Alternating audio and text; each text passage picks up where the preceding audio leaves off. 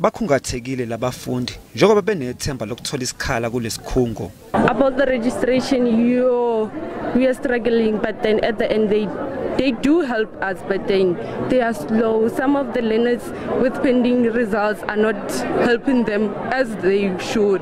It's very bad. Hey, we used to come here, wake up at 2 a.m., not 2 a.m., at 2 p.m. early in the morning, and then after that they are telling us that they only want people who pass all subjects. Abaphathi besikhungo eCapricorn TVET babhekana nenqinamba yokubhaliswa kwabantu. For the pending subjects, we normally get directive from the department, like the one that we are having of ETT, that is Electrical Trade Theory and 3, is the subject that was outstanding for the entire country. So, but the department issued a directive on how to handle that one.